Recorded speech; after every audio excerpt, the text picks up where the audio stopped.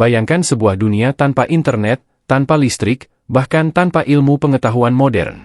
Sebuah dunia di mana tahayul dan kepercayaan buta pada dogma agama menjadi hukum yang tak terbantahkan. Inilah yang kita kenal sebagai abad pertengahan, atau sering disebut sebagai abad kegelapan. Tapi, apakah benar semua serba gelap di masa itu? Langsung aja kita bahas. Yuk kita gaskan.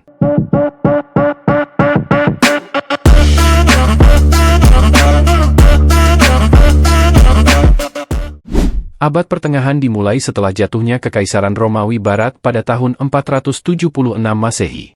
Selama beberapa abad setelah itu, Eropa mengalami fragmentasi kekuasaan, dan munculnya banyak kerajaan kecil. Di sini lahir era baru yang penuh ketidakpastian.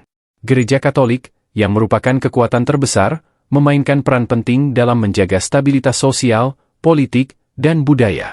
Suku-suku barbar seperti Viking, Visigoth, dan Lombard menyerbu berbagai wilayah Eropa, menyebabkan kehancuran tetapi juga membawa pembaruan. Mereka akhirnya mendirikan kerajaan-kerajaan yang akan menjadi landasan bagi negara-negara modern di Eropa, seperti Inggris, Prancis, dan Jerman. Setelah invasi dan kekacauan, muncul sistem feodal yang mendominasi struktur sosial dan ekonomi Eropa.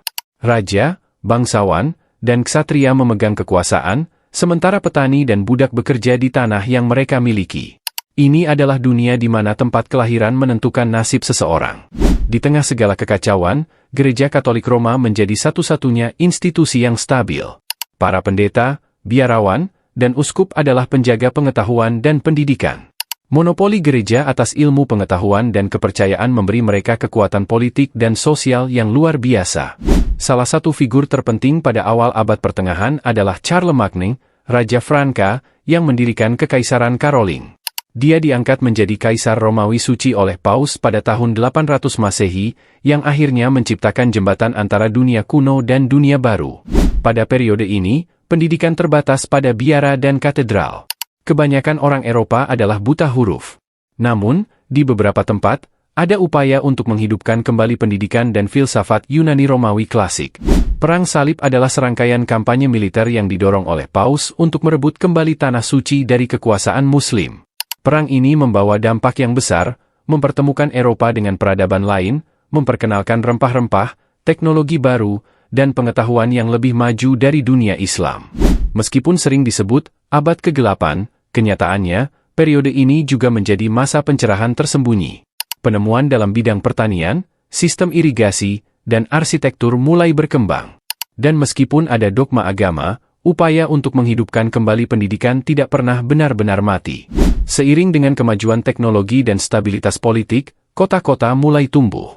Disinilah para pedagang menjadi kekuatan penting dalam perekonomian, membuka jalur perdagangan antara Eropa dan Timur Tengah, yang akan mengantar Eropa ke era yang lebih modern.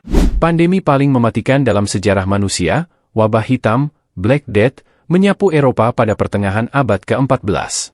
Penyakit ini mengakibatkan kematian sepertiga populasi Eropa, dan membawa dampak besar terhadap ekonomi, sosial, dan agama. Abad pertengahan berakhir ketika Eropa mulai menemukan kembali dunia klasik melalui Renaissance. Ilmu pengetahuan, seni, dan filsafat Yunani Romawi hidup kembali. Para filsuf seperti Petrarch dan Leonardo da Vinci membuka jalan bagi perubahan besar di seluruh Eropa. Abad pertengahan adalah masa yang kompleks, penuh dengan kontradiksi, tetapi sangat penting bagi perkembangan peradaban Barat. Ini adalah era di mana kegelapan dan cahaya bertemu, menciptakan landasan bagi dunia modern. Sekian video episode kali ini. Jika ada sesuatu informasi baru yang kalian dapatkan, bisa tinggalkan jejak berupa like, komen, dan share video ini. Subscribe juga agar kami lebih semangat untuk video-video berikutnya. Akhir kata, terima kasih.